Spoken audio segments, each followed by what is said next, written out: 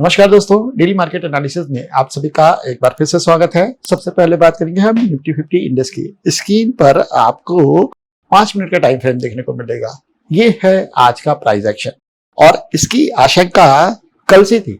कल बाजार ने जब इतना बड़ा मूव दिया तभी से एक आइडिया था कि अगर अपसाइड गया तो बाजार में बहुत चॉपीनेस आएगी। अगर आप ध्यान देंगे तो यहाँ 24,900 से 773 की पूरी रेंज है जिसे आज निफ्टी 50 इंडेक्स ने फॉलो किया है।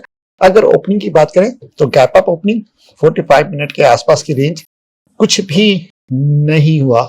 यानी कह सकते हैं कि अगर हमने इंट्राडे प्लान किया हो तो यहाँ हर एक ब्रेकआउट्स में हम ट्रैप ही हुए हैं। ऐसे दिन भी आते हैं, कभी भी कोई दिन परफेक्ट नहीं होता। हाँ, इसका आइडिया हम पहले से कर सकते हैं। कैसे? बैक टेस्ट डेटा से।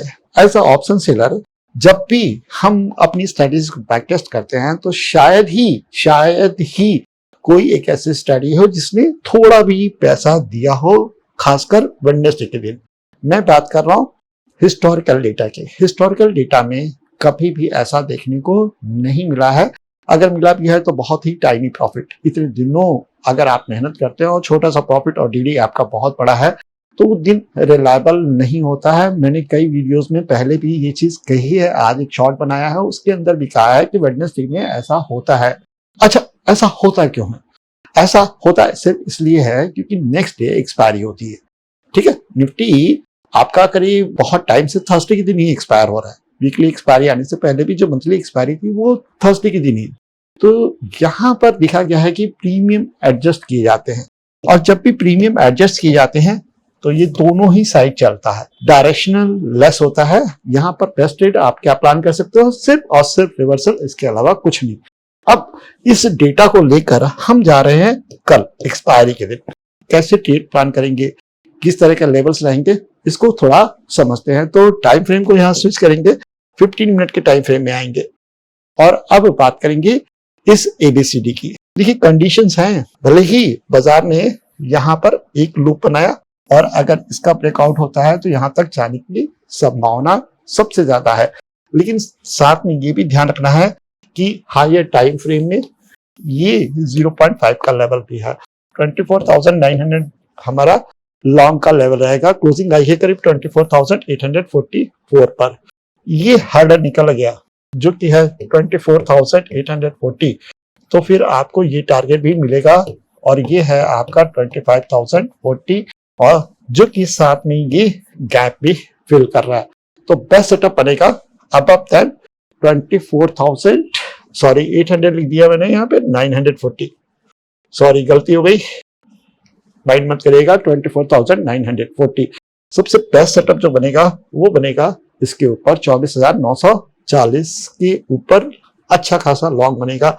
हाँ, 24,009 से आप छोटा सा स्कैल्प कर सकते हो। 940 पे थोड़ा सा ऑब्जर्वेशन रखिए। अगर उसका ब्रेकआउट हो जाता है तो फिर हम 25,040 तक जा सकते हैं। इसकी प्रोबेबिलिटी सबसे ज्यादा है। ये कल हो सकता है, ये तो क्लोज फ्राइडे की क्लोजिंग के दिन हो सकता है। तो ये सेटअप अभी के लिए दिख रहा है।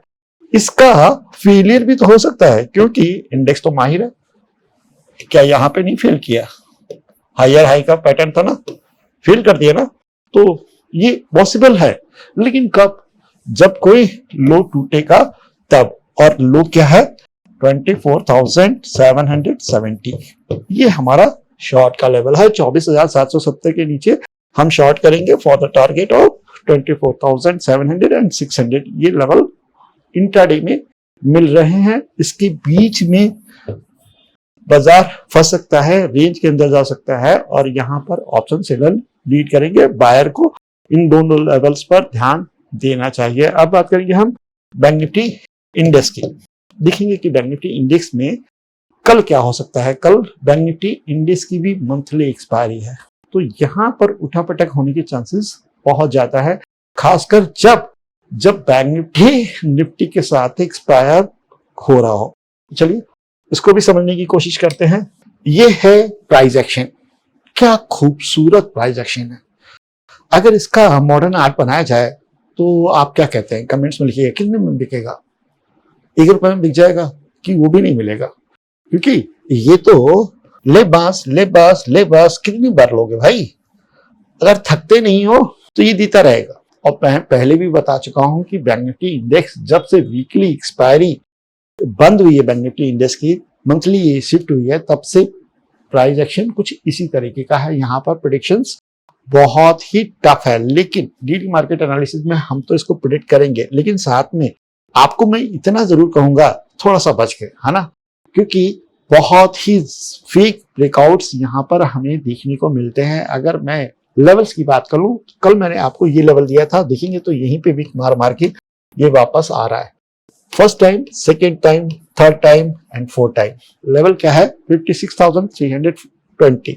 इसको थोड़ा सा मॉडिफाई कर देते हैं, ठीक है, इस जिगजैग से बचने के लिए। 56,400 क्लोज कहाँ हो रहे हैं? 56,114। तो 56,400 के ऊपर ही हम यहाँ पर एक लॉन्ग प्लान करेंगे।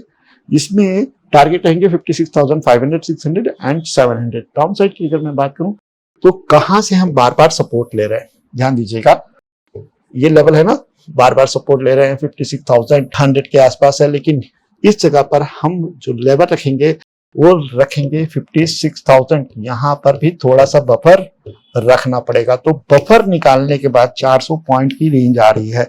56,400 के ऊपर लॉन्ग बनेगा और 56,000 के नीचे ही शॉर्ट बनेगा। अगर एक ऑप्शन सेलर हैं आप तो ये रेंज में भी आपके लिए बेनिफिट हो सकती है, लेकिन किसी समय भी किसी भी जगह पर ब्रेकआउट हुआ तो डायरेक्शनल ट्रेडर्स वापस लीड करेंगे। तो ये कल का सेटअप है। होप आपको समझ में आया होगा कि किस तरीके से बाजार मूव करती है और क्यों।